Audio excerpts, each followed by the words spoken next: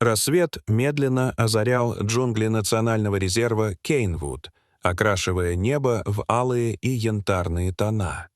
Капли росы на листьях блестели, словно крошечные звезды. Джек Миллер, старший рейнджер с 30-летним стажем, стоял на веранде своего дома и вдыхал аромат крепкого кофе. Ему было 60, и до пенсии оставались всего несколько месяцев, но он не спешил прощаться с делом, которому посвятил всю жизнь. Шрам, пересекающий его левую щеку, напоминал о стычке с браконьерами 15 лет назад. Тогда он едва выжил, защищая тигрицу и ее детенышей. Это случилось в самый знойный сезон. Тогда по южным границам парка часто вспыхивали пожары, и патрули работали почти круглосуточно. Однажды вечером поступил сигнал с фотоловушки. Группа вооруженных мужчин двигалась вдоль высохшего русла. Джек и двое коллег немедленно отправились туда. Примерно через полчаса они услышали выстрел. Картина, открывшаяся им, навсегда осталась в памяти Джека. В высокой траве лежала истекающая кровью тигрица. Ее дыхание было прерывистым. Рядом, скрючившись, сидели два испуганных тигренка. Один из них был ранен, глубокая рана рассекала правую переднюю лапу. Связи не было. Грозовой фронт перекрыл сигнал. Джек быстро принял решение. Один напарник должен идти за подмогой, второй — остаться с тигрятами. Сам он пошел по свежим следам браконьеров. Он нашел их лагерь в зарослях, 5 мужчин с оружием и мешками. Завязалась ожесточенная перестрелка. Джек был ранен в лицо, но не отступил. Когда прибыла помощь, 2 задержали, 2 были мертвы, 1 сбежал. К сожалению, тигрица умерла от ран. Но тигрята были живы. И тогда Джек, нарушая инструкции, не отправил их в центр, а отвез в старую заброшенную хижину на краю заповедника. В течение нескольких месяцев он выхаживал их, кормил молоком, лечил, накладывал повязки, учил охоте. Особенно упрямым был раненый тигренок. Когда оба окрепли, он отвел их к границе дикой зоны и отпустил. Один из тигрят задержался, взглянул на него и скрылся в листве. Джек знал, это было прощание. Годы спустя, в то утро, снова поступило сообщение. Группа вооруженных браконьеров проникла в северо-восточный сектор парка. Джек, несмотря на приближающуюся пенсию, настоял. Он пойдет лично. «Слишком опасно для новичков», — коротко сказал он и отправился вместе с молодым рейнджером по имени Итан. Следы нашли быстро. Обломанные ветки, окурки, свежие следы тяжелой обуви. Дальше они пошли пешком. Джунгли были тревожно тихими. Воздух казался сгустившимся, как перед бурей. Птицы замолчали. Даже насекомые затихли. Джек знал, что-то не так.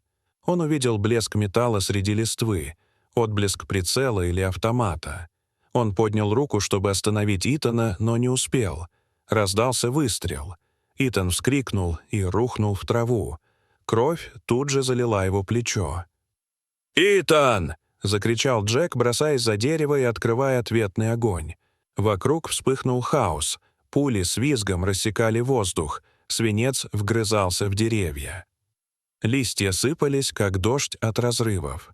Через рацию Джек вызвал подмогу, продолжая прикрывать раненого. Он стрелял короткими, точными очередями, заставляя врага прижаться к земле. Подмога успела вовремя. 2 задержали, 1 ранили. Но 3 исчезли в чащобе.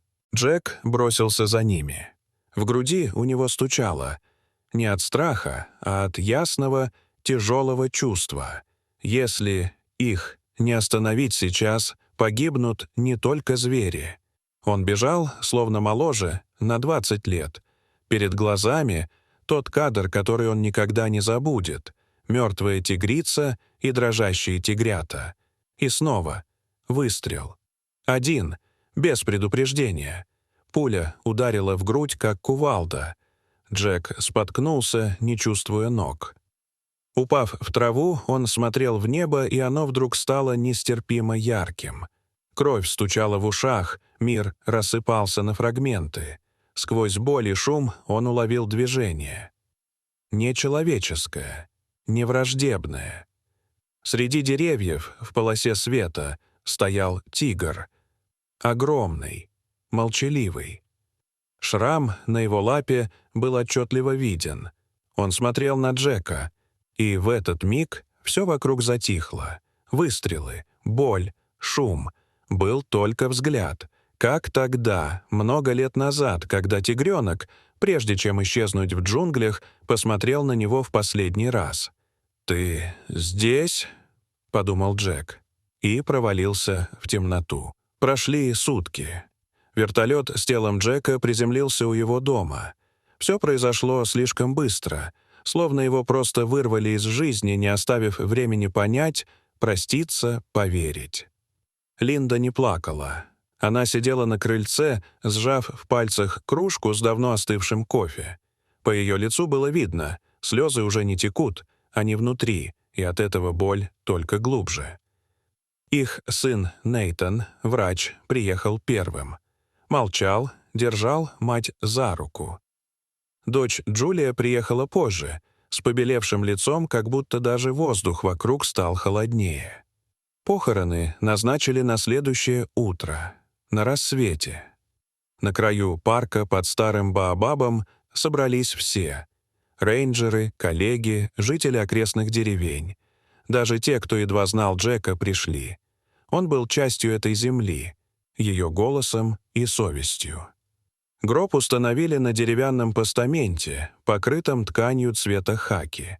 Священник начал говорить, но его прервали. Сначала послышался хруст сухих веток, потом тишина. И звук, глухой, вибрирующий, будто гул грозы. Из-за деревьев вышел тигр. Он был огромен, величественен. Свет от утреннего солнца делал его шкуру почти золотой, а темная полоса шрама на лапе сверкала, как метка. Люди отпрянули. Кто-то вскрикнул. Один из рейнджеров машинально потянулся к оружию, но Аарон, преемник Джека, остановил его жестом. «Не стреляйте», — сказал он тихо. «Подождите». Тигр шел медленно, без угрозы, без страха, будто он знал, куда и зачем пришел.